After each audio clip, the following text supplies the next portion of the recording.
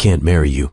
My parents chose someone else," the millionaire said. 2 years later, he saw her with triplets and begged to hold them. The late afternoon settled softly inside the bookstore cafe, warm light spilling through tall windows and laying gentle squares across the wooden floor. Shelves of well-worn books climbed toward the ceiling, their pages carrying the quiet promise of countless untold stories. The air held a blend of freshly ground coffee, paper, and something calm that made footsteps slow without anyone realizing why. A small brass bell above the door hung still, as if it were catching its breath. Outside, the river moved at its own steady pace, but inside, time felt gentler.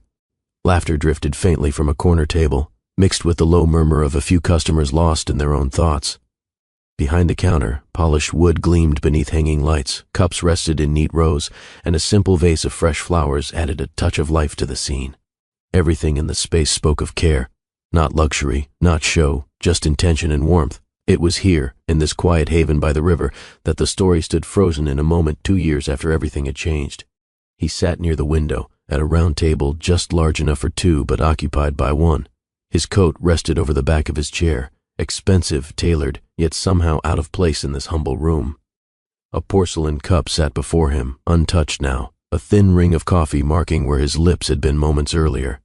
Alex's posture was careful, almost restrained. His back was straight, the way it had been trained to be in boardrooms and public appearances, but his shoulders carried a softness that didn't belong to those spaces. His fingers wrapped loosely around the handle of the cup, then released, then returned again, as if he couldn't decide what to do with himself. Outside the glass, the river slid past in a ribbon of fading light.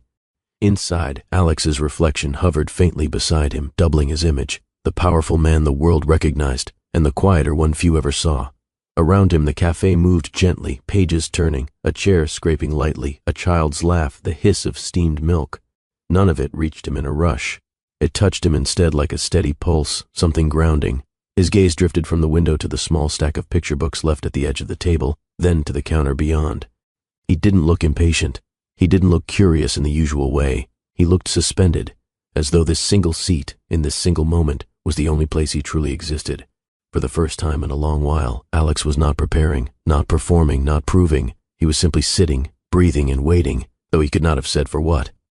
The child rested against him as naturally as if this had always been their place together. Small fingers curled loosely into the fabric of his sleeve, then relaxed again, as if testing whether it was safe to stay. The boy's head leaned gently toward Alex's chest, dark lashes brushing his cheek in slow, unhurried blinks. Alex shifted only once, carefully, to support the child's back, his arm forming a steady cradle without stiffness or hesitation. The boy made a soft, content sound, not quite a laugh, not quite a sigh, and tucked himself closer, as though the world outside this moment no longer existed. Sunlight slid across the table and caught in the child's hair, turning it into a quiet halo of gold. Tiny sneakers dangled just above the floor, kicking lazily once before going still. A coloring book lay open beside them, bright scribbles spilling beyond the lines, forgotten for now. For a man accustomed to precision and control, this closeness felt almost foreign, and yet perfectly right. There was no calculation in the child's trust, no awareness of titles, wealth, or reputation. There was only warmth, breath, and the simple fact of being held. A faint tremor passed through Alex's arm. Not fear exactly, but something deeper, the weight of how fragile this life felt, how real, how impossible to replace. And in that small, ordinary exchange, a man and a child sharing a chair, the room seemed to quiet around them, as if even the cafe understood that something important was happening in silence. Up close, the tremor was almost invisible, a small uneven flutter that traveled through his fingers and then stilled, only to return a heartbeat later. His grip never tightened, yet it wasn't entirely steady either, as though his body was struggling to balance control with feeling. His thumb hovered just above the child's back, pausing before settling again in a slow, careful stroke. The motion was gentle, unpracticed, but deeply sincere. Each breath he took seemed measured, as if he were afraid that even breathing too hard might disturb the moment. The porcelain cup beside him rattled faintly against its saucer when his elbow brushed the table, a soft sound that sliced through the cafe's calm. Alex froze for an instant, eyes flicking down, then back to the child in his arms, relieved when the boy didn't stir. A thin line appeared between his brows, not from strain, but from the effort of holding himself together. In meetings, in negotiations, in rooms filled with power, his hands had never betrayed him. Here, with a small life resting against his chest, they refused to obey that same discipline. The tremor wasn't weakness, it was recognition, the kind that arrives too quietly to shout but too strongly to ignore. From behind the counter, Maya remained still, one hand resting lightly against the edge of the polished wood. The hum of the cafe moved around her, cups clinking, pages turning, low conversation, yet her focus stayed fixed on the table by the window. She did not lean forward. She did not stare. Her attention was steady in the way of someone accustomed to observing without intruding. Light from the window brushed across her profile, softening her expression. The years had added composure to her face, not hardness, a quiet assurance that came from having carried responsibility, sleepless nights, and tender joys in equal measure. A customer spoke to her from the other side of the counter, and she turned just enough to respond, her voice calm and courteous. Then, almost instinctively, her gaze returned to Alex and the child in his arms. Her fingers lingered over a cup she had just dried, tracing its rim without realizing it. For a brief moment her expression shifted, not regret, not bitterness, something quieter, more layered, something held rather than revealed. She watched the way Alex adjusted his arm, the way he breathed, the way his attention narrowed entirely to the small boy against his chest. She took in the scene as one might take in a memory that had once been painful but had softened with time. A faint, almost imperceptible breath left her lips. Then she placed the cup back on the shelf with deliberate care, straightened slightly, and returned to her work, still aware of him but no longer unsettled by his presence. Somewhere near the door, the small brass bell seemed to linger in the air long after it had sounded, not loud, just present, like the fading note of a piano key that no one had quite let go of. It hovered between moments, threading through the low murmur of voices, the hiss of milk, the shuffle of pages. To anyone else, it was nothing more than the memory of a sound. To Alex, it felt like the line that connected his past to this very second. The bell had chimed when he stepped inside, uncertain, unsettled, drawn by something he couldn't name. That brief, gentle ring had announced his arrival without fanfare. It had marked the exact instant his life tilted in a new direction. Now, as the echo dissolved into the cafe's quiet rhythm, it carried with it the weight of everything that had brought him here. Meetings ended, decisions made, choices lived with, roads taken and abandoned. Outside, the river kept moving. Inside, the room held its breath just a little longer. The bell settled. The moment remained. The thought arrived like a single clean strike rather than a speech. A man who could sign away fortunes without hesitation now found his hands betraying him over something that fit entirely in his palm. In conference rooms, his signature had closed skyscraper deals, shifted markets, and moved armies of lawyers with a flick of ink. People had watched those same hands glide calmly across contracts worth more than entire neighborhoods, never once seeing them waver. Cameras had captured them steady, composed, unshakable. Here, none of that mattered. There were no shareholders, no headlines, no polished glass tables between him and consequence. There was only a small body breathing against his chest, and that was enough to undo every layer of certainty he had spent years building. His reputation suggested control. This moment exposed something different. Power had taught him to command rooms. This child forced him to feel. The contrast was sharp, undeniable, and deeply human. For the first time, his success offered him no armor. The cafe hummed on, but Alex's stillness made the room feel narrower, more intimate, as if the world had quietly leaned closer to watch. And in that space between his breath and the child's, a few quiet questions seemed to hover, not spoken aloud, not lectured, just felt. Had he ever paused like this before, without a schedule pressing at his back? Had he ever held something so small that it made every measure of success feel strangely thin? How many people, somewhere in their own lives, had stood at the edge of a moment like this, realizing too late that the most valuable things cannot be negotiated, purchased, or postponed? How many had told themselves they were doing the responsible thing, only to discover later that responsibility had cost them something irreplaceable? The questions didn't accuse. They didn't chase him. They simply existed, drifting through the quiet air the way the river drifted past the windows, steady, unavoidable, and impossible to ignore. The truth sat quietly in the space between him and the child, needing no announcement. He had not been pushed onto this path at gunpoint. No one had dragged him from that cafe 2 years ago. He had walked away on his own, measured steps, polished excuses, and a carefully controlled expression that convinced the world he was doing what had to be done. He had chosen order over warmth, duty over desire, legacy over the woman who had seen him without his title. He had dressed fear up as responsibility and called it maturity. Now, in this sunlit room, none of those arguments carried weight. The child's steady breathing cut straight through every justification he had rehearsed. There was no strategy here, no family charter to consult, no board to impress, only the unmistakable realization that choices leave fingerprints. He had gained what he was meant to gain: power, prestige, applause. And yet, sitting at this small table with a tiny heartbeat against his chest, it was impossible to ignore what had slipped beyond his reach. The cost of his decision was not abstract anymore. It was right in front of him, calm, breathing, and entirely real. The sunlight slipped across the table and climbed slowly up the wall, as if measuring the passage of something larger than time. Alex remained still, the child warm against him, the cafe breathing quietly around them. For a brief second, everything felt complete, as though this single image could stand on its own, a powerful man, a small child, a gentle room by the river. Yet beneath that stillness ran another current, quieter but stronger. This scene, tender as it was, did not exist in isolation. It was the end of a long path, not its starting point. The memory of another rainy night hovered just beyond the edge of the present. A different cafe, a different silence, a different choice.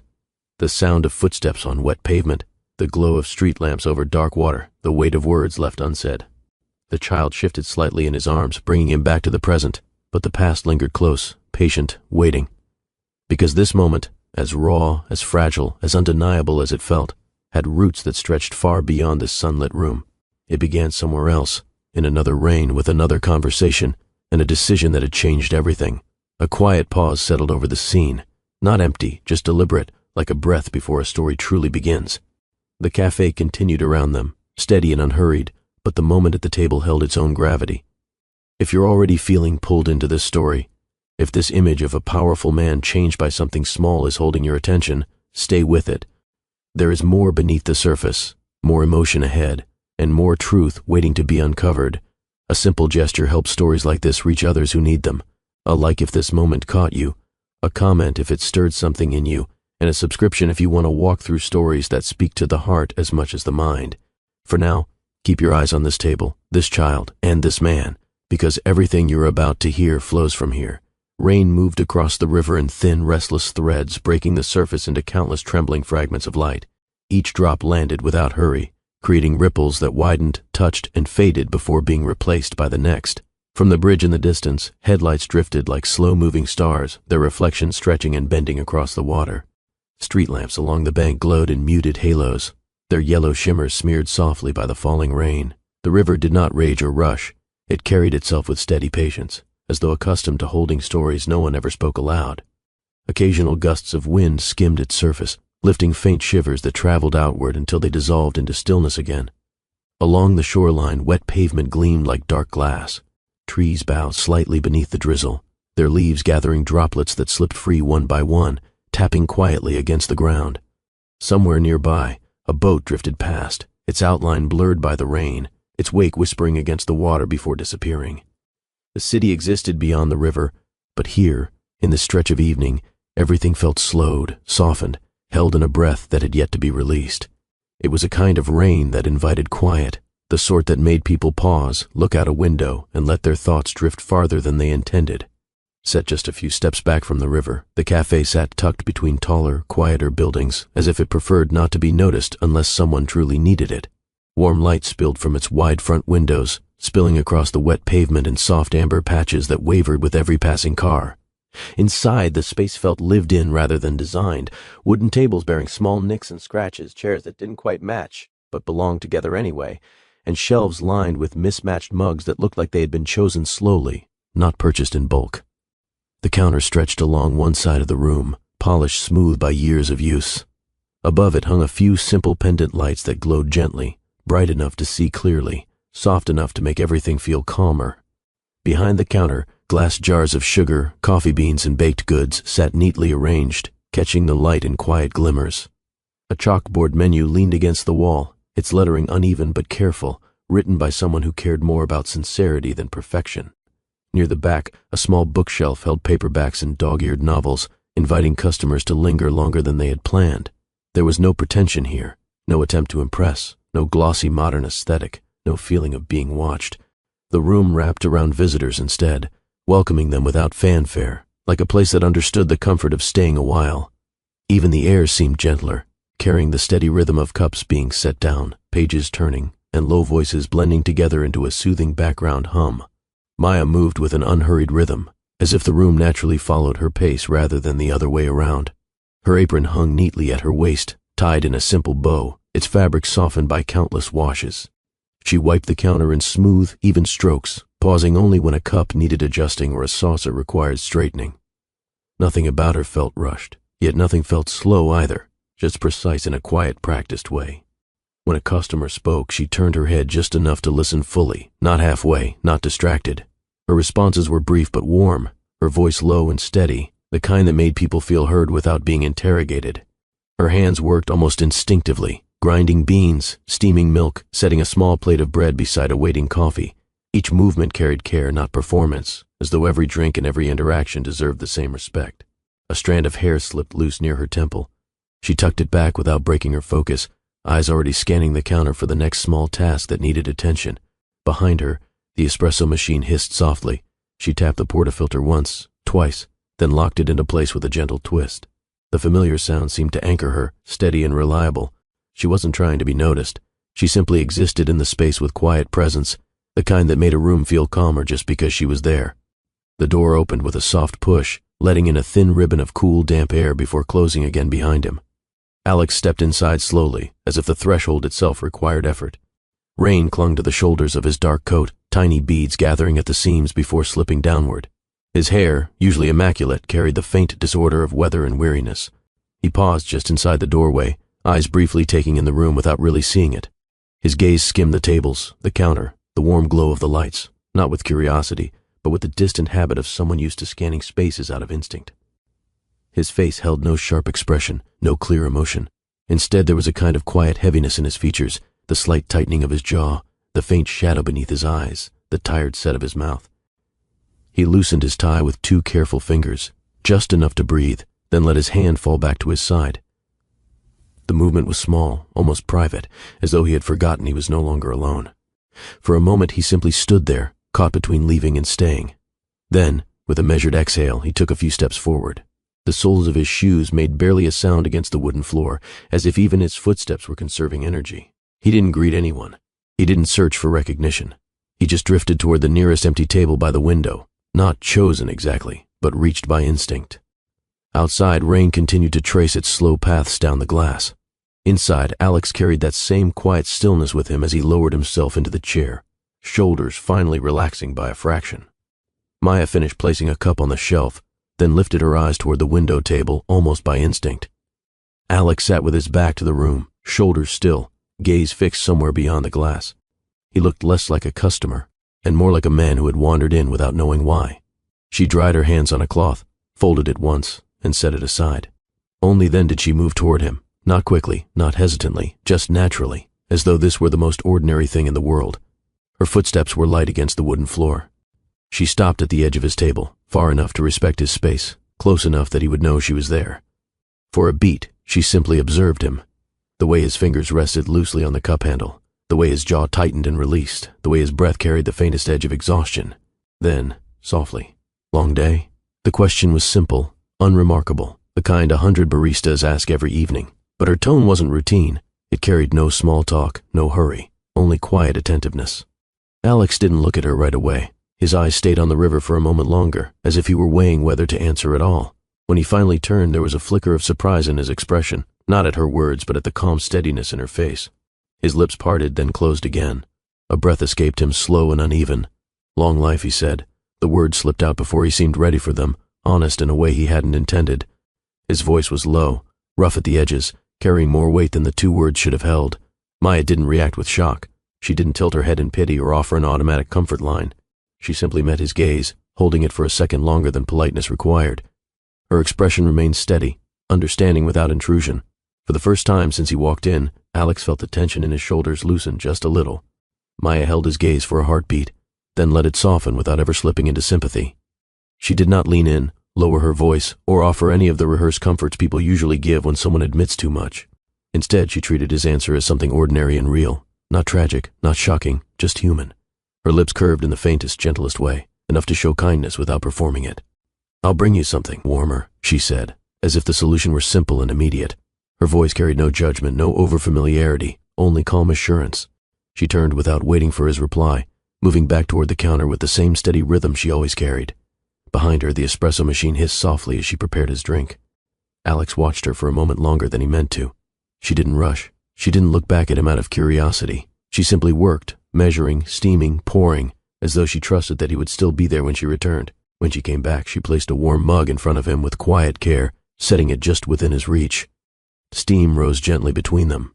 "Sometimes people think better this way," she added, not as advice, just as fact. Then she stepped back, giving him space without making him feel abandoned. No pity, no probing, just presence, steady, uncomplicated, and unexpectedly grounding. The mug arrived with a quiet thud that felt more like a placement than a delivery. Thick ceramic, simple, unpretentious, the kind meant to be held rather than photographed. Steam rose in a thin, steady line, curling upward before fading into the air between them. The surface of the drink was dark and glossy, flecked with a light dusting of foam along the edge. A faint warmth reached his hands even before he touched it.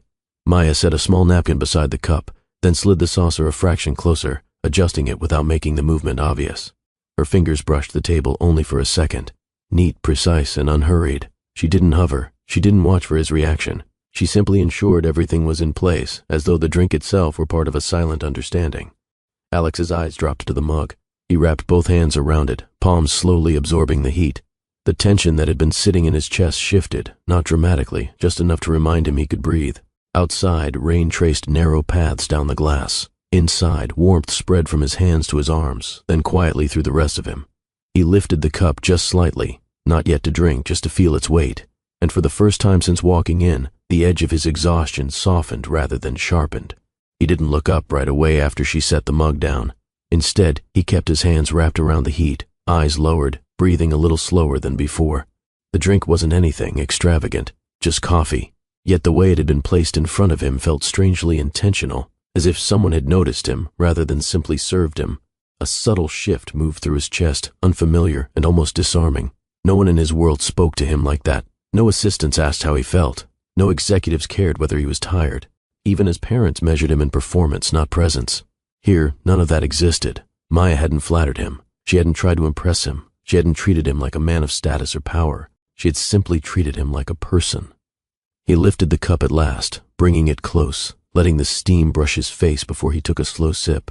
The warmth settled in him, steady and grounding, chasing away a little of the chill that had clung to him since he walked in.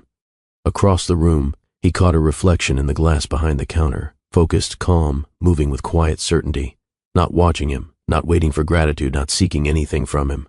That realization landed gently but firmly. For the first time in a long while, Alex felt neither admired nor judged. The coffee cooled slowly between his hands, but Alex did not reach for his phone or glance at his watch. He remained at the table long after the first sip, eyes drifting back to the river, then to the room, then to the faint ring his cup had left on the saucer. The chair beneath him seemed to soften rather than press, as though it had accepted that he was not leaving anytime soon. Outside, traffic moved in distant, muted currents. Inside, time stretched into something quieter. He set the mug down, then lifted it again, more out of habit than need. His thumb traced the rim once, absently, before he rested his hands in his lap. A man at the next table stood to leave, chair scraping lightly against the floor. A couple laughed softly near the bookshelf. The hiss of milk and the low murmur of conversation filled the space. Alex absorbed it all without effort, as if the room were holding him rather than the other way around. He should have gone back to his evening, calls to return, meetings to prepare for, an empty apartment waiting with its polished silence. He knew this. Still, he stayed. His gaze slid once more toward the counter, catching only a glimpse of Maya's profile as she moved with steady ease behind it. Nothing about her invited him to linger, yet nothing urged him to leave either. So he remained where he was, cup cooling, rain falling, and the weight he had carried into the cafe easing just enough to make him forget for a moment that he was meant to be somewhere else.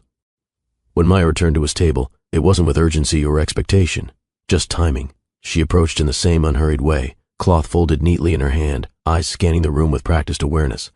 Only when she reached him did her attention settle again. "Need anything else?" she asked, not hovering, not rehearsed. Alex glanced at his cup, then back at her. "No," he said. "A beat. Thank you." The word was simple, but his tone carried more weight than politeness. She gave a small nod, accepting it without ceremony, and turned to leave. Then, almost as an afterthought, she paused half a step away. "Rain's meant to lighten soon," she added, casual, as if they were two regulars trading idle observations, rather than strangers who had just met. He looked toward the window, following her remark, then back to her. "Does it ever really listen?" he asked, not trying to be clever, just speaking before filtering himself. A faint smile touched the corner of her mouth. "Not usually," she replied, already moving again. No awkwardness hung between them, no desperate attempt to fill silence. No performance on either side. Their words were few, their pauses easy, their presence uncomplicated. It felt less like a conversation and more like two people briefly crossing paths in the same quiet current. As Maya drifted back behind the counter, Alex found himself watching her for a moment, not in curiosity or interest, but in a subtle, unfamiliar comfort. Nothing dramatic had happened, and somehow, that was exactly why it felt real. The rain found its rhythm against the glass, not in bursts, but in patient, uneven beats. Tiny droplets gathered at the top of the window, hesitated, then slipped downward in thin, winding trails. Some merged with others, growing heavier before breaking apart again. Every so often, a larger drop struck with a soft, hollow tap, sending a faint vibration through the pane. From inside, the sound was muted, a gentle percussion that threaded itself through the cafe's quiet hum.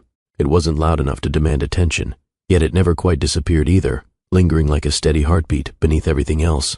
Alex's gaze followed one particular droplet as it curved slowly toward the bottom of the glass, splitting at the last second into two smaller streams that raced each other downward.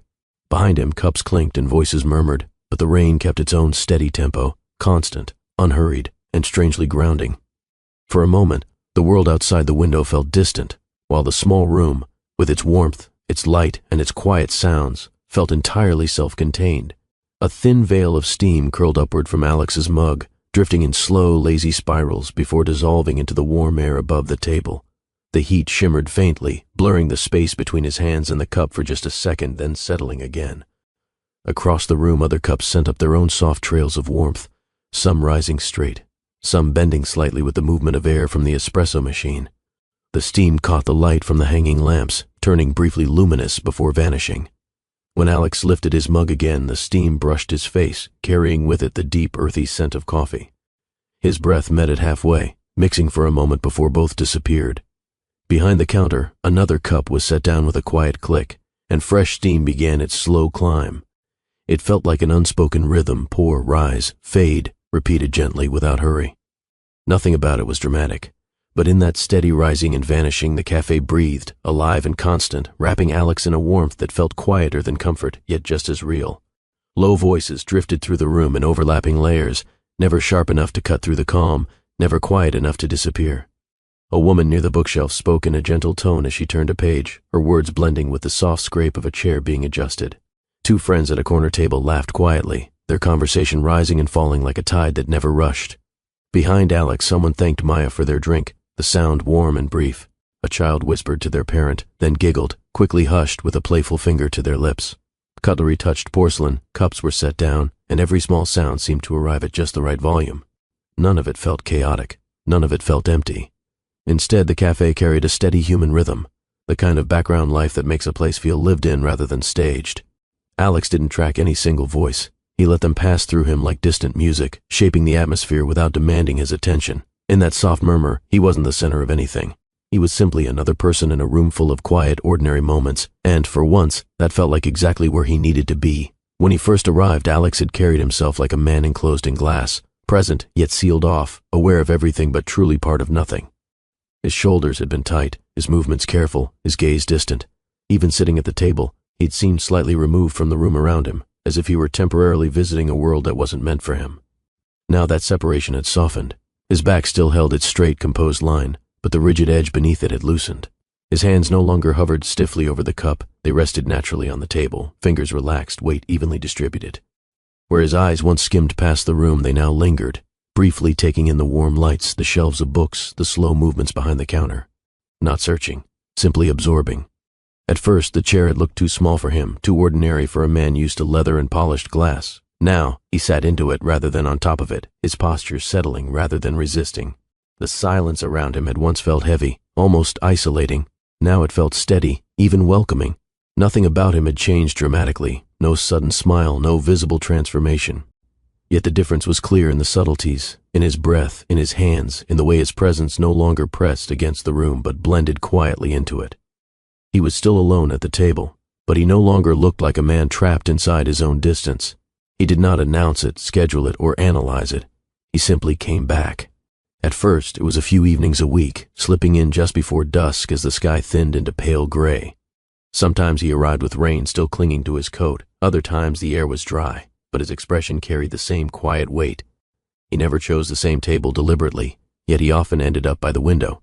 His presence became a familiar shape in the room, tall, composed, deliberately unremarkable in a place that did not care about status. Some nights he arrived alone. Other nights, he stepped inside mid-call, then ended it the moment the door closed behind him, as if crossing the threshold made whatever waited outside less urgent. He didn't linger by the counter or try to make conversation immediately. He would simply sit, place his hands on the table and exhale, a small release that no one else might have noticed, but that slowly became part of his rhythm. Maya never treated his return like a victory, a habit, or a favor. She served him with the same steady calm as every other customer, yet there was an unspoken ease between them that grew with each visit. Sometimes he stayed only long enough for one drink. Other evenings stretched far past what he had planned, the cafe lights reflecting softly in the darkening window while the city outside moved on without him. There was no grand reason he could point to, no dramatic turning point, just a quiet pull that kept bringing him back, again and again and again. Over time, the room began to feel less like a stop on his way somewhere and more like a place he arrived at on purpose. Outside its doors, his world moved at a demanding pace. Meetings stacked back to back, voices competing for his attention, obligations pressing from every direction. Inside, that urgency lost its grip the moment the bell chimed and the door closed behind him. He didn't speak about this. He didn't need to. It showed in small ways. He loosened his tie sooner. He let his coat hang a little longer over the back of his chair. His phone, once kept constantly within reach, started resting face down on the table, forgotten more often than not. The cafe never changed to accommodate him, and that was exactly why it worked.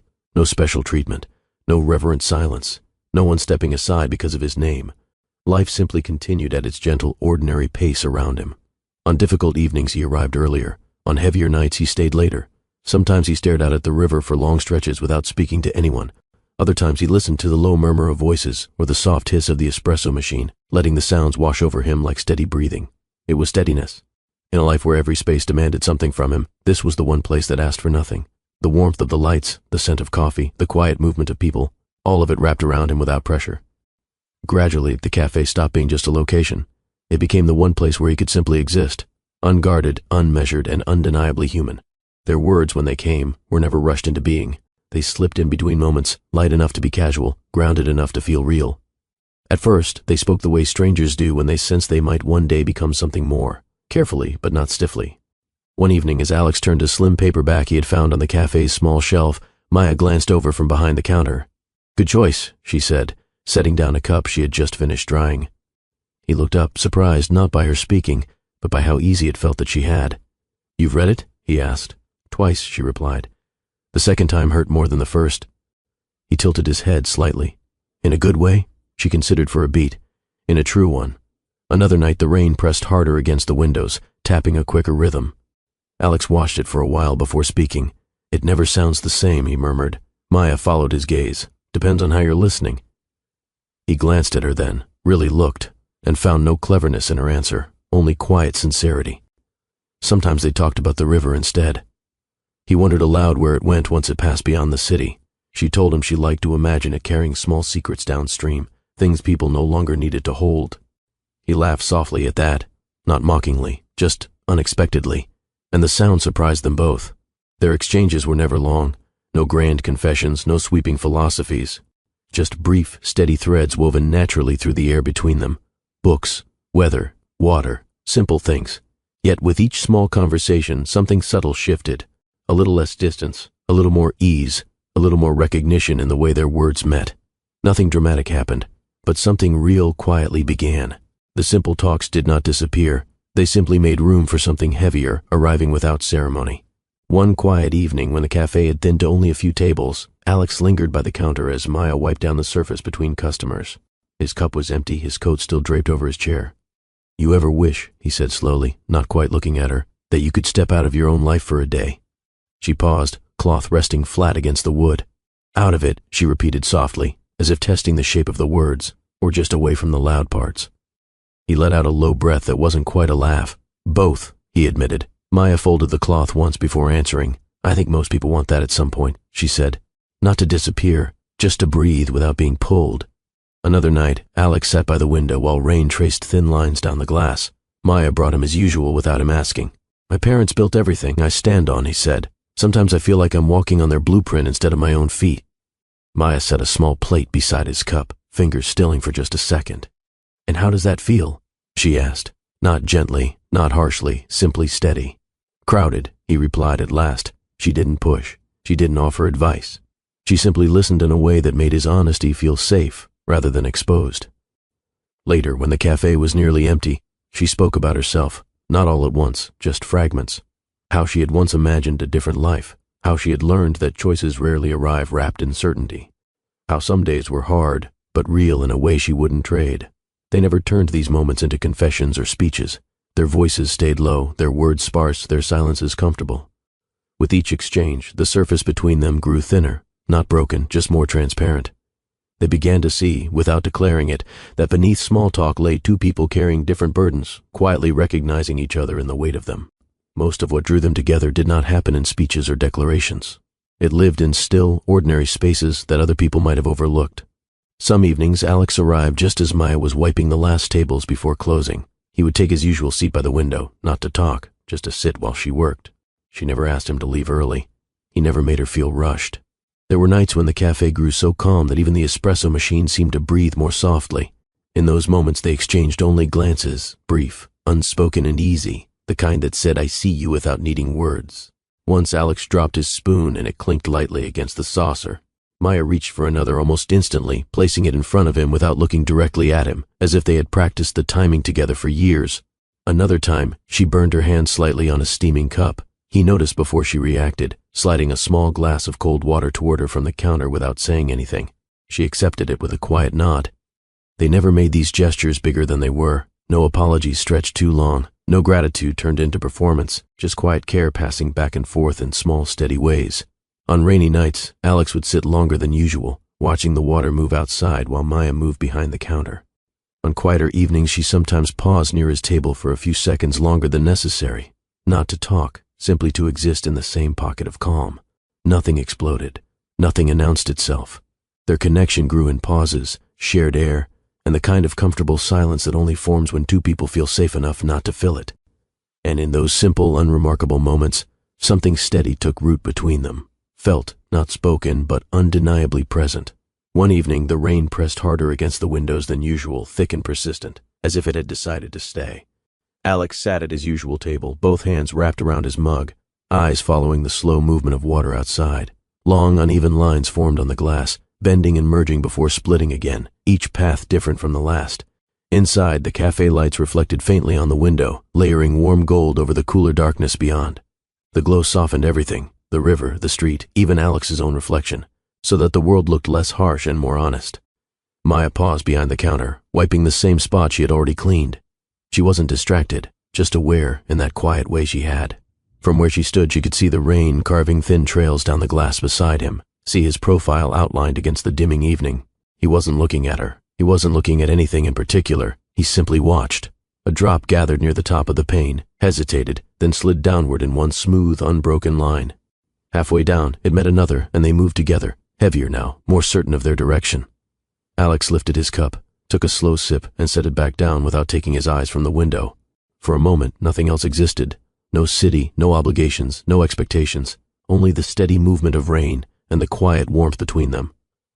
Maya finished drying her cloth and folded it neatly, but she didn't move right away. She stayed where she was, sharing that stillness from across the room. No one spoke. They didn't need to. The rain had softened to a thin mist by the time the cafe grew quiet again.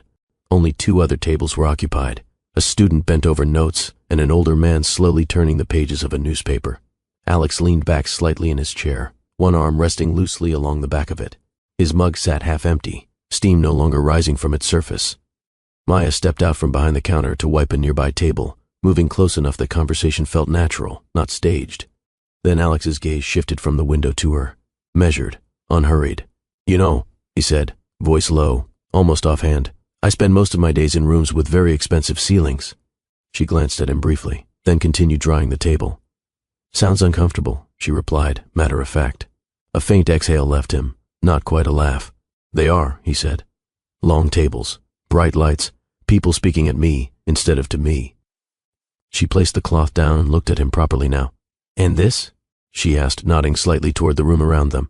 His eyes traveled across the cafe, the warm lights, the worn tables, the steady hum of quiet life, before returning to her. "I look forward to this place more than any boardroom," he admitted. The words were simple, but he did not say them lightly. There was no performance in his tone, no charm, no attempt to impress, just honesty, quiet and unguarded. Maya didn't react with flattery or surprise. She merely held his gaze for a beat, then offered the smallest of smiles, one that understood exactly what he meant. She picked up her cloth again. "Good," she said softly, already moving back toward the counter. Behind her, the espresso machine hissed gently. The rain whispered against the glass, and the room continued in its steady rhythm, as if his confession had simply slipped into the air and been accepted without fanfare. A few minutes later, she returned to his table with a fresh cloth folded neatly in her hand. Alex had turned his chair slightly toward the room now, no longer anchored entirely to the window. His posture looked easier, not relaxed exactly, but less guarded. Maya wiped the edge of the table closest to him, more out of habit than necessity. He watched her for a moment, then glanced down at his cup. "Careful," she said lightly, without looking up. He raised an eyebrow. "Careful about what?" She finally met his eyes, a faint spark of humor there. "Getting too attached to a small cafe by a river," she replied. "Terrible investment for a man like you." Her tone carried no bite, only gentle playfulness, the kind that felt natural between people who had grown comfortable in each other's presence. Alex let out a soft breath that almost became a laugh. "I wasn't aware my portfolio included emotional real estate," he said. She placed the cloth back on the counter behind her, then rested one hand lightly on the table between them. "Everything has a cost," she added, still teasing, still warm, even comfort.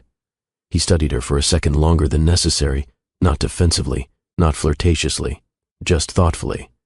For a brief moment the room felt smaller, closer, as if the space between them had quietly narrowed without either of them stepping forward.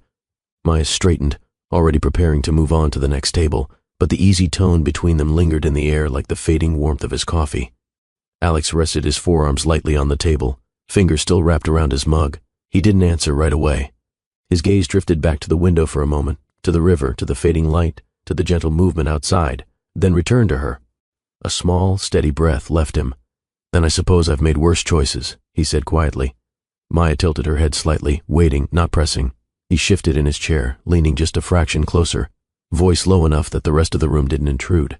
"Because if this is a bad investment," he continued, eyes steady on hers, "it's the best one I've made for my heart. Just honesty. Simple, unguarded, and deliberate." For a brief second, something moved across Maya's face. Not surprise, not triumph, just a quiet acknowledgement that landed softly and stayed. She didn't tease him back. She didn't soften the moment. She only held his gaze, then gave the faintest nod. Behind her, a cup clicked against a saucer. Outside, a car rolled past the bridge. Somewhere in the cafe, a page turned. None of it broke what hung between them. And in that ordinary, unremarkable second, the space between Alex and Maya felt warmer than the coffee in his hands. After he spoke, neither of them tried to decorate the moment. Maya returned to her work, yet her movements carried a subtle difference. Not rushed, not nervous, just more aware. Her hands moved with the same steady rhythm, but her attention no longer rested solely on cups and counters. It hovered, quietly, between her and the man by the window. Alex watched her without staring. His eyes followed her path across the room the way someone follows a familiar shoreline, calm, almost absent-minded, yet unmistakably intentional. They did not exchange another meaningful look right away. They didn't need to. Something had shifted, and both of them knew it. When she passed his table again, she placed a small plate of bread beside his cup without asking. He didn't thank her this time. He simply slid it a little closer, a wordless acceptance of what she offered. Later that evening, as she turned the sign on the door to indicate closing time, Alex stood from his chair with no hurry. He gathered his coat, draped it over his arm, and paused, not in hesitation but in acknowledgement. Their eyes met across the room. For a heartbeat, neither moved. There was no confession in that glance. No promises, no declarations, no dramatic pull toward one another. Only recognition. He inclined his head slightly. She gave a small, steady nod in return. Then he walked to the door, the bell chiming softly behind him as he stepped out into the night. Maya watched the door close, just for a second longer than necessary, before turning back to her final tasks. Outside, rain still whispered along the river. Inside, the cafe returned to its quiet order, and between them, unspoken, unclaimed, yet undeniably present, something had begun that neither of them could pretend was ordinary anymore. The cafe settled into its evening rhythm again. Lights warm, voices low, the river moving steadily beyond the glass. If this quiet connection between Alex and Maya is drawing you in, if these small moments are making you lean a little closer, stay with it. The story deepens from here, and every choice, every silence, every glance is about to matter.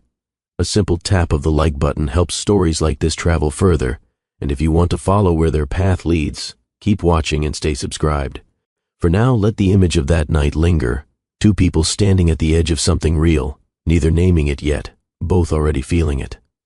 The restaurant sat just above the bend of the river, its large glass walls offering an unobstructed view of the water moving steadily below. From the outside, it looked restrained rather than grand, clean lines, muted lighting, and an absence of anything that tried too hard to impress. Inside, the space carried a hush that felt deliberate. Tables were spaced far apart, giving every pair of guests their own pocket of air. Low instrumental music drifted through the room, soft enough to be felt more than heard. The clink of cutlery and the quiet murmur of distant conversations never rose above a whisper. Through the glass, the river slid past in slow, dark motion, broken only by faint reflections of the restaurant's lights. Every so often, a ripple would catch and scatter that glow, then settle again into smooth movement. A waiter moved with careful precision between tables, setting down glasses without a sound, leaving menus, retreating just as silently. No one rushed. No one laughed loudly. The entire room seemed to understand that whatever conversations were happening here were not meant to be casual. Alex and Maya's table sat closest to the window. Two chairs faced each other across a small, round table covered in crisp white linen. Their glasses stood untouched. Between them rested a single flickering candle, small, simple, and steady. Beyond the glass, the river continued on, indifferent, carrying its reflections toward a horizon neither of them could see. Inside, the air felt still, as if something important were about to move, and the room itself was waiting. The single candle at the center of the table breathed softly, its flame leaning one way, then the other, as if it too sensed the unease in the air. Wax melted slowly down its side in thin, uneven streams that caught the light before settling into stillness. The glow it cast was intimate rather than bright, a small circle of warmth that wrapped around Alex and Maya while leaving the rest of the room at a respectful distance. Shadows danced lightly across their faces. On Alex, the flicker sharpened the lines at the edge of his jaw and softened his eyes, making him look both stronger and more vulnerable at once. On Maya, it brushed her cheekbones with a gentle shimmer, highlighting the calm steadiness in her expression. The candlelight glinted faintly off their glasses, splitting into tiny reflections that trembled with each subtle movement of the flame. Between them, the table felt smaller than it had when they sat down, the space narrowing not by closeness, but by the weight of what had yet to be spoken. Neither of them reached for their drinks. Neither of them broke the silence. Only the candle moved, a quiet, living thing between two people who were about to change the course of each other's lives. Alex sat perfectly upright, but the stillness in him looked forced rather than natural. His hands rested on the edge of the table, fingers lightly curved, not relaxed, not gripping, hovering somewhere between control and restraint. Every so often, his thumb pressed against the linen, smoothing a crease that wasn't really there.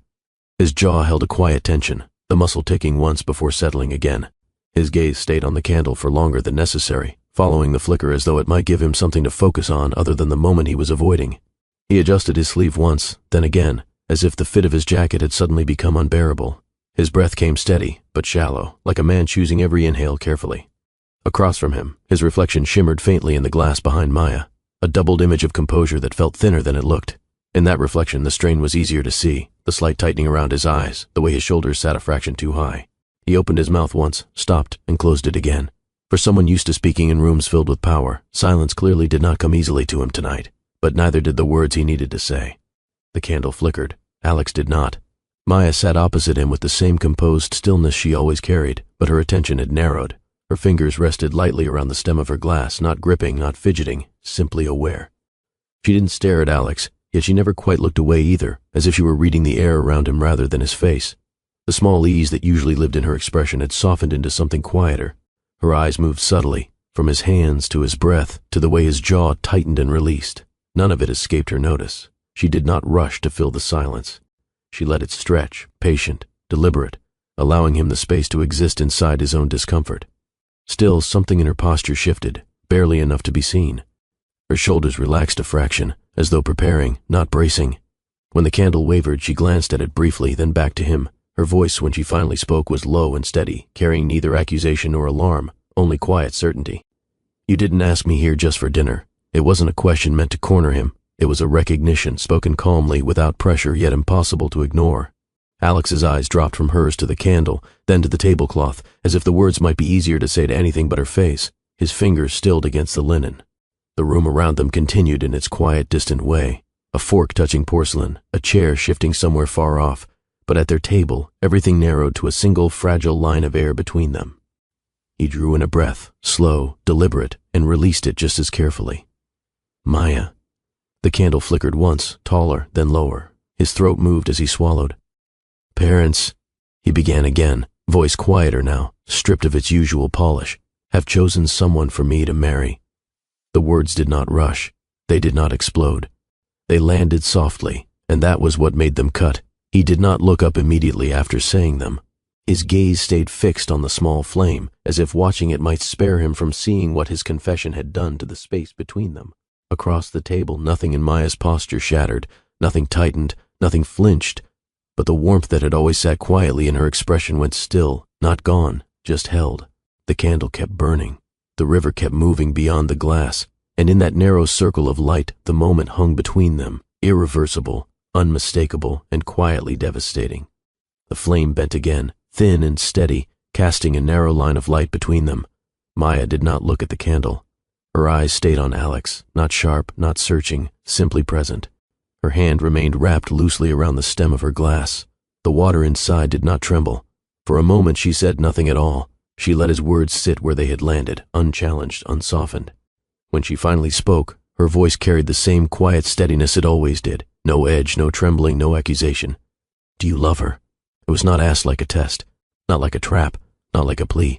It was asked the way someone asks a question they genuinely need the answer to, clear, direct, and impossible to dodge. Her gaze did not waver, her expression did not harden, she simply waited. The word arrived without preparation. Alex's breath left him first, a slow, uneven exhale, and then, almost immediately after, the answer followed. No, it was not loud, it was not dramatic, it was certain. His eyes finally lifted from the candle to meet hers, and in them was no hesitation, no searching for a softer version of the truth. Whatever he had been uncertain about before, this was not it. The small flame between them leaned slightly, as if reacting to the shift in air, but neither of them moved. Alex's hands loosened on the tablecloth. His shoulders dropped a fraction, not in relief, but in the quiet weight of honesty he could no longer avoid. For a moment he simply held her gaze, unguarded, exposed, and unmistakably clear. Nothing in his expression tried to justify the answer. Nothing tried to excuse it. He had spoken plainly, and in that single unadorned syllable, the center of the table felt narrower, the space between them heavier, and the truth impossible to look away from. Maya did not move. Her gaze remained steady on him, neither softer nor harder, simply anchored, as if she were standing on solid ground while the rest of the room shifted. The candle flickered once, then steadied again, its light resting gently across the table between them. Somewhere beyond the glass, the river slid past in quiet, unbroken motion. She took a slow breath, not for dramatic effect, but as though she were choosing her next words with care. Her fingers loosened slightly around the stem of her glass. The water inside settled, perfectly still. Then why are you doing this? Her voice did not rise. It did not crack. It did not carry anger. It carried clarity. The question did not chase him, corner him, or accuse him. It simply stood there, firm and unavoidable, like a door he now had to walk through. Her eyes stayed on his, open, direct, unflinching, giving him nowhere to hide, yet offering no threat in doing so. The room beyond them continued in its quiet hush.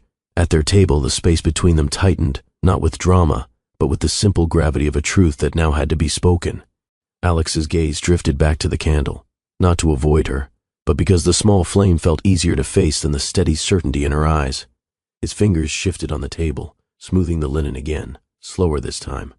It isn't simple, he began, voice low, stripped of its usual precision. At least, not the way my life is built. My parents didn't just raise me, he continued. They constructed the world I move in, the company, the name, the reputation. Every door I walk through exists because they opened it first. He lifted his eyes briefly, searching her face, not for sympathy, but for understanding. To them, marriage isn't about feeling, he said quietly. It's alignment, alliances, stability, a continuation of everything they've spent decades shaping. His jaw tightened, then released. They believe they're protecting me, he added, almost to himself. Protecting what we've built, protecting the future they planned long before I ever had a say in it. He exhaled slowly. When they presented this arrangement, it wasn't a request. It was framed as responsibility, as the next step I was always meant to take. His hand stilled. I know how it sounds, he said, meeting her gaze again. Like an excuse, but it's the weight I've lived under my entire life. Every decision measured, every move watched, every choice tied to something larger than just me. For a brief moment, something cracked through his composure. Not anger, not defiance, just exhaustion. "I don't love her," he repeated softly. "But saying no feels like tearing at a structure that has held me up since childhood." The candle flickered between them. He didn't ask for forgiveness. He didn't ask for permission. He simply laid the truth on the table, raw, unpolished, and undeniable, and waited for what came next. Maya listened without interrupting, without shifting, without trying to soften what he had just laid out. Her hand remained still around the stem of her glass. Her breathing did not change.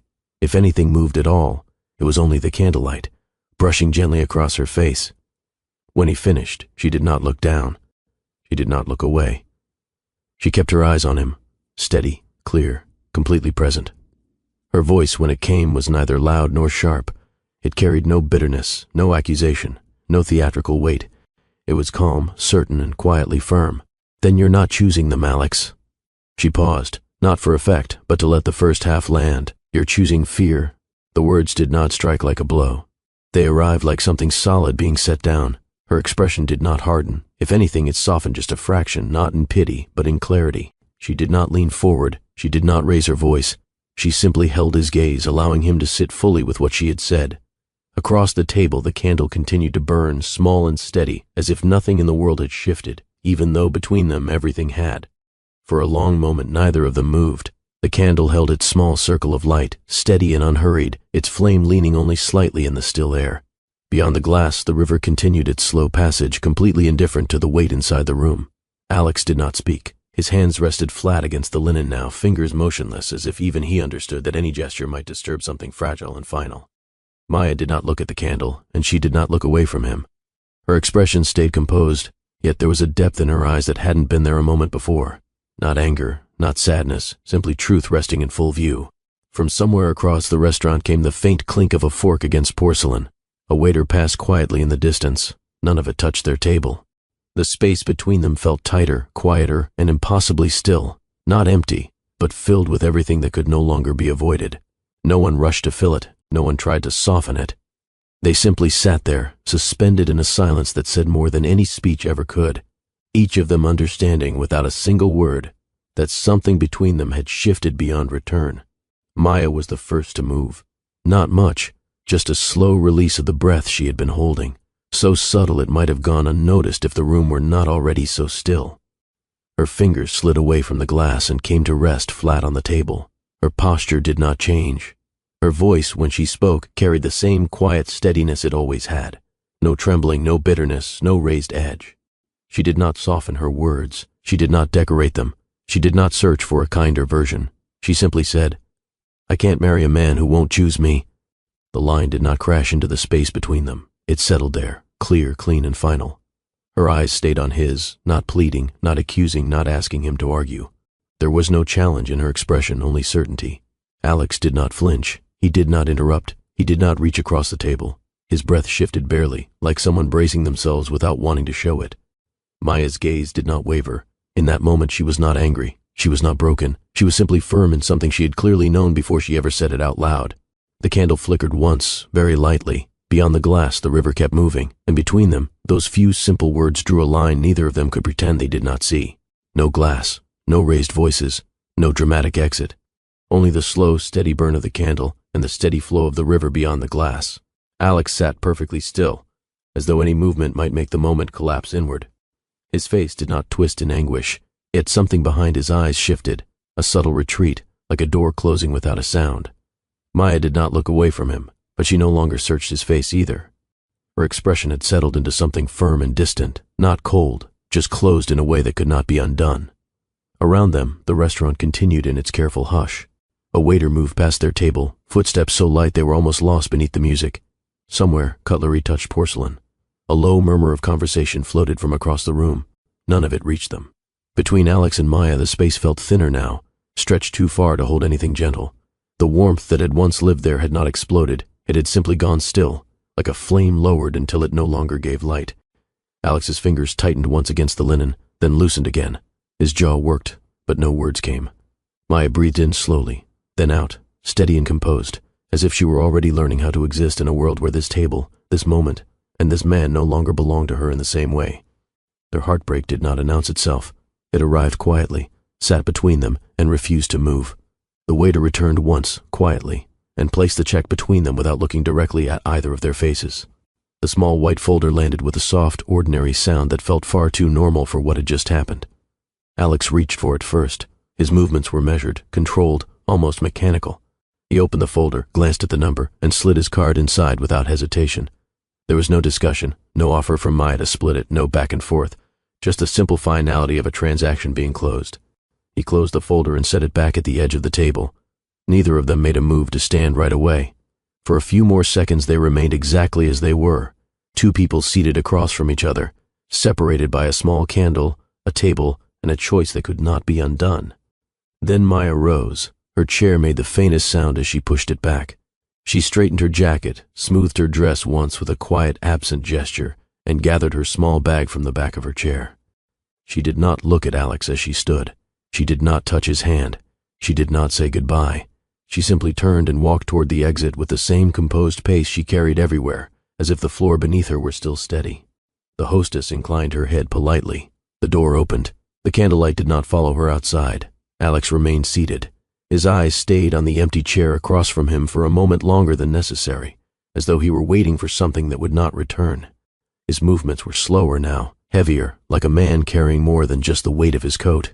He shrugged it onto his shoulders, straightened once, and turned toward the door, but he did not follow the same path Maya had taken.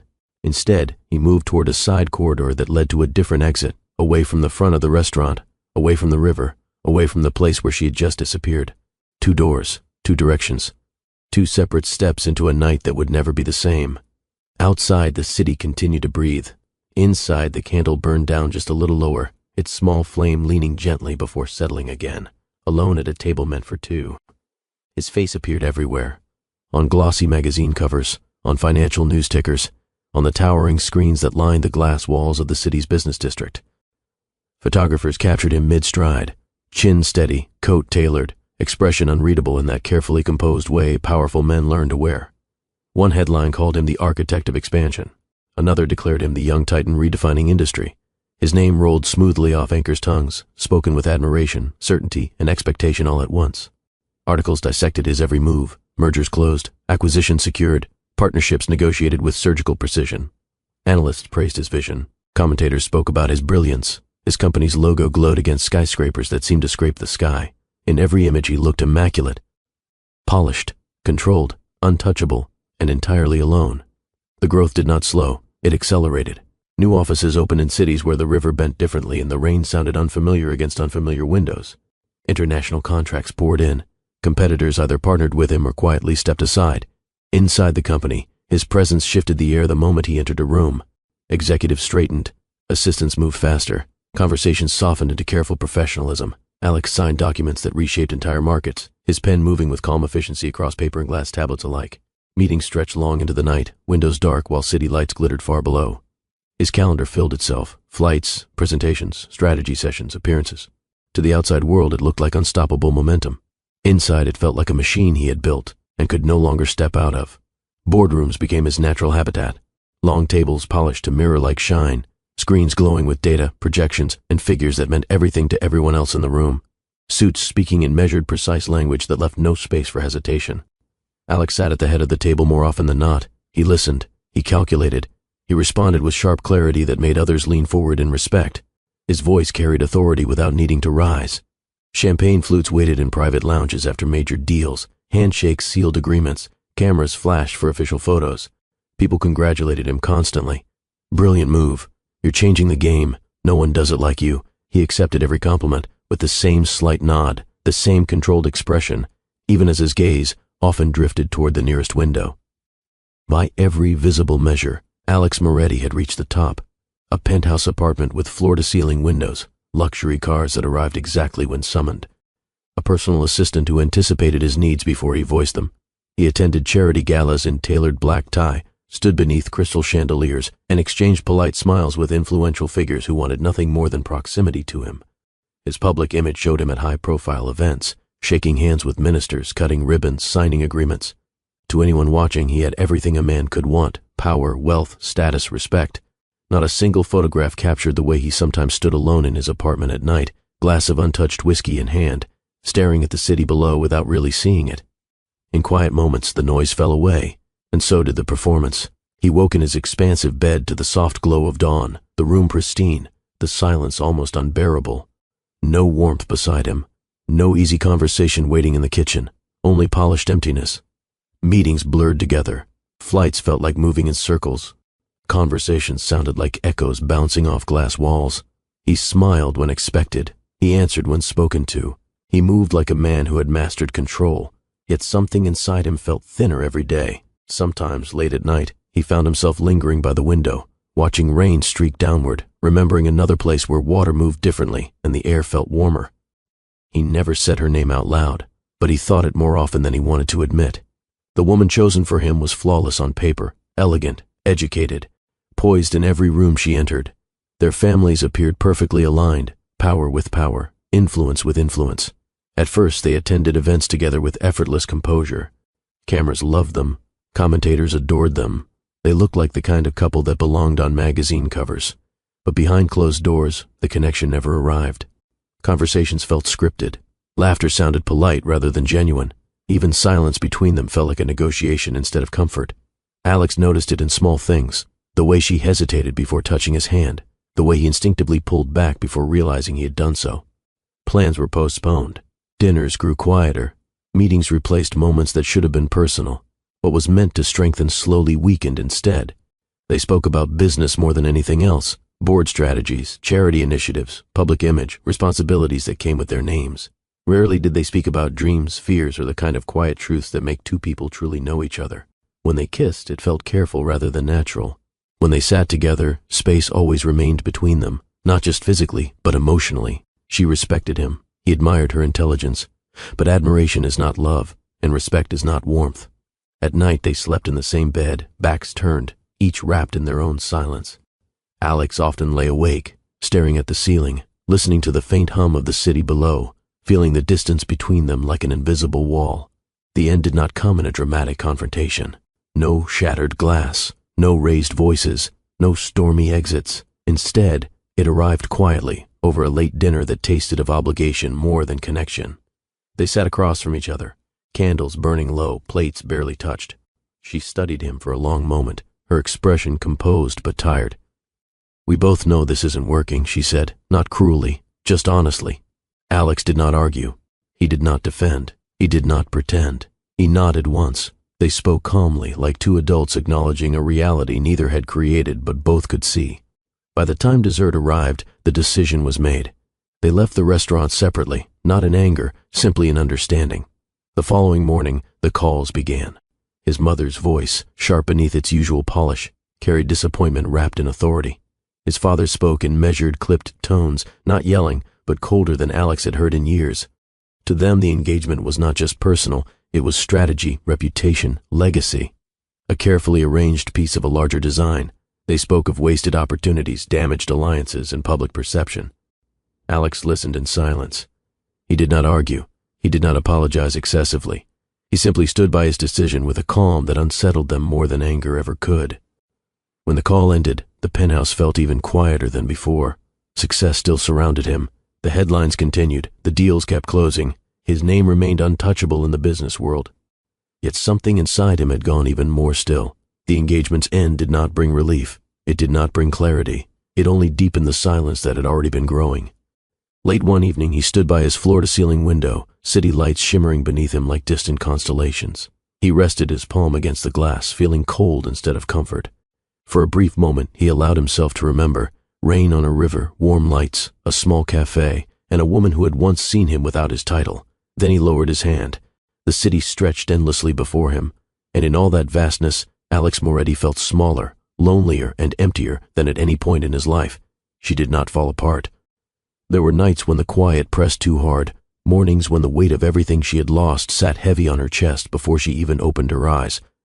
But she never let that stillness become surrender. Instead, she gathered herself slowly, the way someone gathers rain in their hands, carefully, patiently, and with quiet resolve.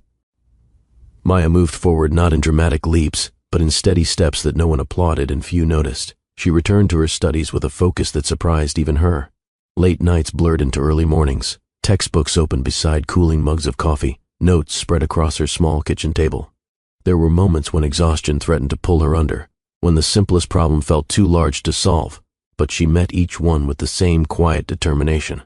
She finished what she had started. No celebration, no fanfare, just a soft exhale of completion as she placed her final papers into a folder, closed her laptop, and sat in silence for a moment, letting the reality settle. She had done it. Then came the harder, quieter work, saving. Every tip she earned went into a jar she kept hidden in the back of her cupboard. Every extra dollar was folded carefully and tucked away, never spent unless absolutely necessary. She learned to say no to small indulgences, to unnecessary comforts, to anything that might pull her away from the future she was building brick by brick. She did not complain about it. She did not romanticize it. She simply did it. Some evenings, after long shifts behind the counter of the cafe where she still worked, she would walk along the river and imagine what her own place might look like. Not grand, not flashy, just warm, steady, and alive. Slowly the pieces came together. She found a modest space not far from the water, larger than her old cafe, but still intimate, still tucked away from the noise of the city. The front windows were wide and inviting, sunlight spilling in freely during the day, lantern soft glow drifting outward at night. When she first unlocked the door, the room felt empty, echoing, almost uncertain. She filled it with intention. Wooden shelves rose along the walls, lined with carefully chosen books, well-loved classics, quiet contemporary stories, and volumes that felt like they carried pieces of her own heart within their pages. Small round tables sat near the windows, each paired with mismatched chairs that somehow fit together perfectly. Warm lights hung low from the ceiling, their gentle glow creating pockets of comfort rather than harsh brightness. The counter stretched along one side of the room, polished smooth, worn just enough to feel lived in rather than pristine. A small bell rested above the door, its tone soft and welcoming. The air inside began to carry a familiar, grounding scent, rich coffee blending with the dry, comforting smell of paper and ink. Freshly baked bread added a hint of sweetness, and beneath it all lingered something unnameable, a feeling of home. When the doors finally opened to the public, the space did not try to impress. It simply welcomed. People came in hesitantly at first, drawn by the warm light and quiet promise of the room. They left slower than they had entered, shoulders eased, voices softer, something calmer in their step. Maya moved behind her own counter now, not as an employee but as the heart of the place she had built. Her hands worked with the same steady rhythm she had always carried, but there was a deeper sense of ownership in every movement. Then, just as life had begun to settle into something solid, something unexpected arrived. The triplets came not as a plan, but as a miracle that quietly rewrote everything. There were sleepless nights that stretched into dawn, days that blurred into one another, and moments when Maya felt both overwhelmed and immeasurably grateful in the same breath. Yet even in the chaos, there was beauty. 3 small lives filled her world with sounds she had never known, soft cries, bubbling laughter, the shuffle of tiny feet against the floor. They were alike in many ways, yet entirely their own. The first was shy, eyes wide and observant, taking in the world slowly before deciding how to move within it. He rarely spoke first, but when he did, his words carried surprising depth. He watched everything, the way sunlight shifted across the floor, the way people spoke, the way his mother moved behind the counter, and stored it quietly inside himself. The second was bold, forever curious, never content to sit still. She climbed onto chairs before she could properly balance, reached for books that towered above her, and asked questions that left Maya both laughing and searching for answers. Fear did not slow her, it simply sharpened her excitement. The third carried a thoughtful calm beyond their years. He often sat quietly with a book in his lap, tracing the pictures with his small fingers, gazed distant as though he were already contemplating worlds far beyond his own. When he spoke, it was deliberate, unhurried, and strangely wise. Together, they turned Maya's carefully built routine into a lively, unpredictable rhythm. Mornings began with spilled milk and tangled shoelaces, afternoons with crayons scattered across the cafe's back table and books pulled from shelves with unrestrained enthusiasm.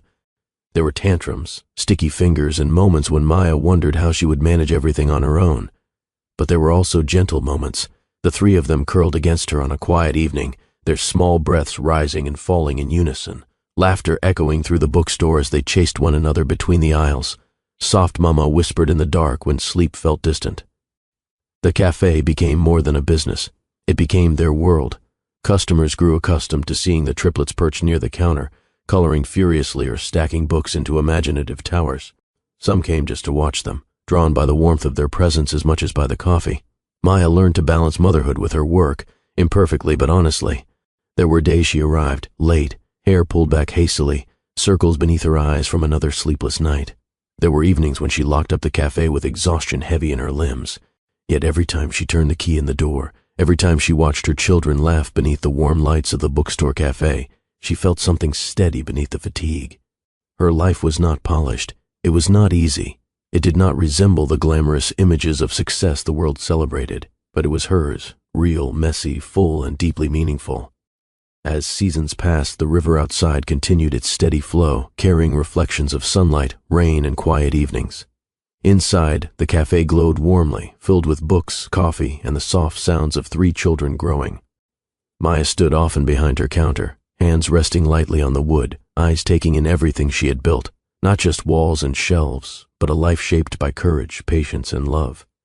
She had not chosen perfection, she had chosen truth, and in that choice she had found something far richer than anything she had ever lost. The meeting had drained him more than he let on. Alex stepped out of the towering glass building with the same composed expression he always wore in public, but the moment the doors slid closed behind him, the weight returned to his shoulders.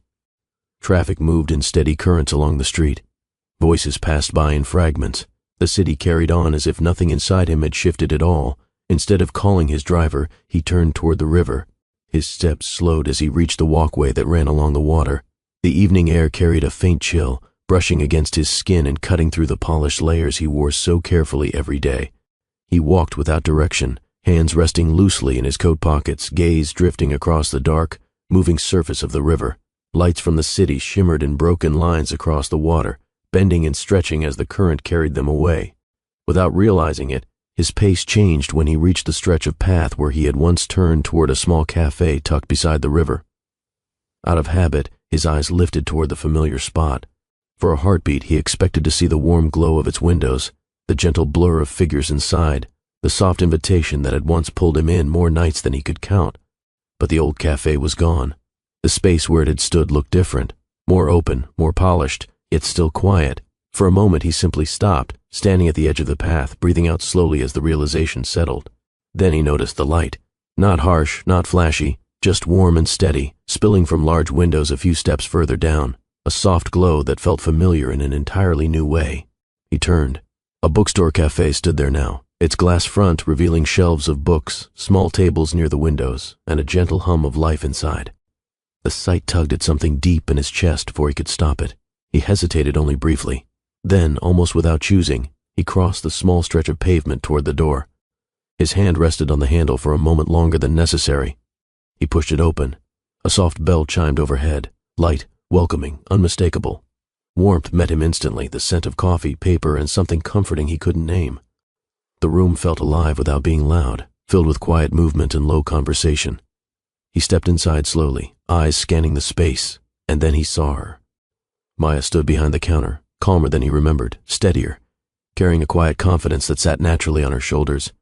The years had softened her features rather than hardening them. Her presence felt brighter, more certain, almost luminous. For a moment, everything else in the room blurred. His gaze moved, almost against his will, toward the small table beside the counter. 3 children sat there, coloring with bright pencils scattered across the surface. Their heads bent close together, completely absorbed in their own small world. His breath caught. He looked back at Maya. She had already seen him. Their eyes met across the room. Time stretched thin between them. No one moved. No one spoke. The cafe continued in its gentle rhythm around them. Cups set down, pages turned, the hiss of milk. But for Alex and Maya, the world narrowed to that single line of space. Then softly she said, "Hello, Alex." His name sounded different on her lips now. Not warmer, not colder, just settled. He swallowed. "Hello, Maya." The words came out quieter than he intended. His eyes flicked back to the children before he could stop himself. He took them in properly now, their small hands, their bent heads, the easy familiarity between them. "They're beautiful," he murmured. She followed his gaze just for a second. "They are," she replied simply. One of the triplets, the bold one, paused mid-color, looking up at him with curious eyes. Maya did not hesitate. She did not soften the moment or dramatize it. She met Alex's gaze once more, then answered calmly. An old friend, the words landed quietly, and yet they struck him with unexpected force. His chest tightened, not in anger, not in protest, but in a slow, undeniable understanding. There was no hostility in her tone, no bitterness, just distance that had been earned rather than imposed. He felt it fully in that instant. He shifted his weight, suddenly unsure of himself in a way he hadn't been in years. "May I sit with you?" he asked carefully, not assuming, not pushing, simply asking. Maya studied him briefly, not with suspicion, just consideration. Then she gave a small nod. He crossed the room slowly, pulling out the chair opposite her and lowering himself into it. The movement felt strangely fragile for a man used to commanding entire rooms. For a few moments they sat in quiet, the children coloring beside them, the cafe breathing around them. Alex's gaze drifted to the triplets again. One of them looked up at him shyly, then quickly returned to their drawing. Another flashed him a quick, fearless grin before turning back to their paper.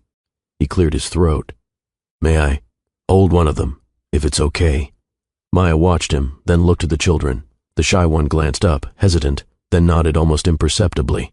She shifted slightly, lifting the child and placing them gently in Alex's arms. He accepted them with trembling care. His hands shook, not dramatically, just enough to reveal the depth of what he was feeling.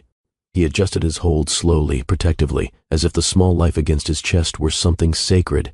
For a moment, the polished world he lived in fell away completely. No titles, no power, no money, no legacy. Just a man holding a child, breathing carefully, eyes soft in a way very few people had ever seen. He looked down, unable to tear his gaze away. The child watched him curiously, then rested their head lightly against his shoulder, as if sensing his need for that closeness. Silence settled between him and Maya again, not awkward, not cold, just honest. Finally he spoke, voice barely above a whisper. "I thought, if I followed my parents' path, everything would work out." Maya did not rush to answer. She rested her hands lightly on the edge of the table, eyes steady on him. "And did it?" she asked calmly. A sad, almost rueful smile touched his lips. "No."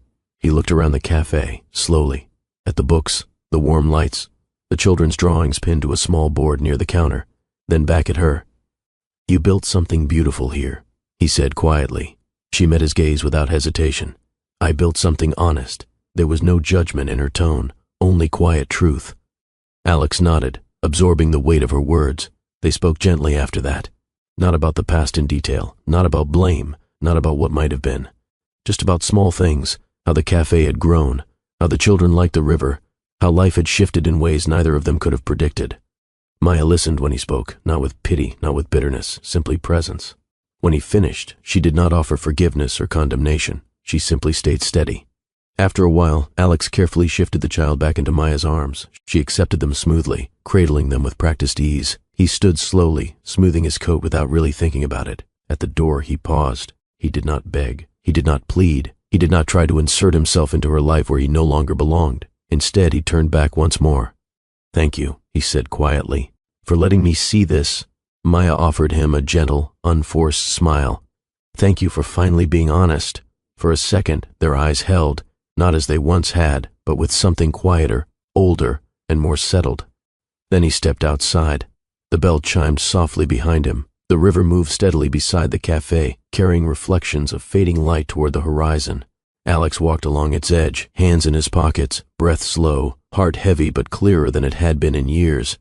Inside, the bookstore cafe glowed warm and alive, filled with books, coffee, and 3 children who belonged there completely. Outside, Alex continued down the path, no longer looking back. And if this reunion has pulled at you the way it pulled at him, if this quiet moment between 2 lives shaped by different choices touched something in you, stay with the story and consider subscribing so you don't miss what comes next. Because the end of this tale is not loud, it is gentle, and it matters. The evening softened around him as he stepped back onto the riverside path. The door of the bookstore cafe closed with a gentle click, the small bell's chime already dissolving into the air. Warm light still spilled from the windows, painting a quiet rectangle across the wet pavement before fading into the dusk. Alex did not rush. He did not linger. His footsteps fell at a measured pace that matched the slow movement of the river beside him. The city was quieter here, farther from the glass towers that defined his life. Cars passed in distant murmurs, their headlights stretching in thin lines across the water. Somewhere a boat drifted slowly downstream, its wake breaking the surface into subtle widening rings. He walked until the cafe became a small glow behind him. Then he stopped. The sky above the river had begun to change, not in spectacle but in steady transition. Gold softened into amber, amber deepened into rose, and the clouds stretched thin, carrying those colors across the horizon like something brushed there by a careful hand. The water mirrored it all. Light rippled gently along the surface, bending and breaking into countless fragments that slid together again without struggle. The river did not hurry toward night. It carried the fading day with quiet patience. Alex rested his hands on the railing that bordered the path, palms flat against the cool metal. The chill traveled up his arms, grounding him in the present rather than the past. He thought of many things, not in a rush, not in a storm, but in slow, passing impressions. He thought of the first time he had walked into that small cafe years ago, rain on his coat and exhaustion in his bones. He thought of Maya's steady voice, the warmth of a mug placed in front of him without ceremony, the way she had never looked at him like a title. He thought of the dinner by the river, candlelight between them, the moment the truth had landed, and the quiet strength in her words that night. He thought of boardrooms and headlines, of applause that never filled the space inside him, of an engagement that had looked perfect and felt empty. And he thought of what he had just seen, shelves of books glowing softly, children laughing beneath warm lights, a life built with intention rather than pressure. None of it came with bitterness. None of it came with regret that demanded vengeance or reversal. It arrived instead as understanding, clear, steady, and undeniable. He turned once briefly and looked back toward the bookstore cafe. Through the glass he could see movement. Maya behind the counter, one of the triplets perched beside her, another stacking books in careful piles, the third bent over a sheet of paper, crayon in hand. For a heartbeat, the scene looked like something he might have stepped into rather than observed. Then the light shifted, and the image softened. Alex straightened slowly. His breath left him in a measured exhale. He did not imagine a different ending. He did not rewrite the past. He did not picture himself crossing back over that threshold. He simply accepted what stood before him, real, honest, complete. As the sun dipped lower, the sky deepened into darker shades of purple and blue. The last rim of light clung to the horizon before slipping away, leaving the river to carry a softer, quieter glow. Street lamps flickered to life along the path, their reflections trembling across the water in delicate, wavering lines. Alex began walking again, not toward the cafe, not toward the city's brightest lights, just forward. Steady, composed, present, his coat shifted lightly with each step. The night air brushed his face, cool and clean. Somewhere in the distance, laughter echoed faintly, carried across the water and lost again in the gentle rhythm of the river. When he reached the next bend, he paused one last time. The bookstore cafe was no longer visible. Only the river stretched ahead, dark now, steady, endless. He let his gaze rest there, and in that quiet, unadorned moment, the truth settled fully, not as punishment, not as defeat, but as clarity he could finally carry without resistance. Some people don't lose love because it fades. They lose it because they were not brave enough to protect it.